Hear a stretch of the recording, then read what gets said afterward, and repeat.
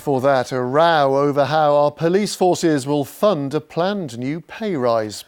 3 police commissioners say increasing pay rates could force them to cut the number of officers. And today, Nottinghamshire's PCC has been to the Home Office to press for more government funding. Well, our social affairs correspondent Jeremy Ball can tell us more. So, Jeremy, why are they so worried?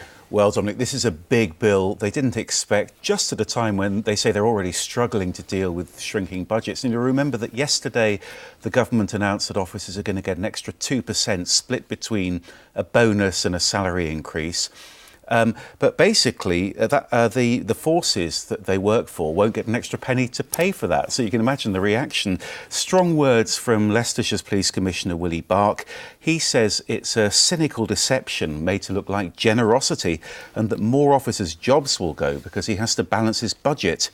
Concerns too from Hardiel Dinser, the PCC in Derbyshire. He says police finances are already critically wounded and that extra pay bill means neighbourhood policing could become a nostalgic memory.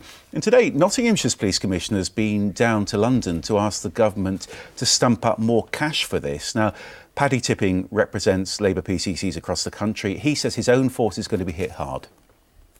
To find £600,000 this year, an extra £1.1 million next year is really going to be tough. And that's why the fight now, the discussion now with Home Office ministers, the discussion with the Treasury up to the budget is more money for the police, not less.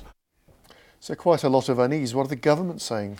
Well, they say forces do have options here, like dipping into reserves, like making further efficiency savings. And ministers are convinced that the police can fund this pay rise.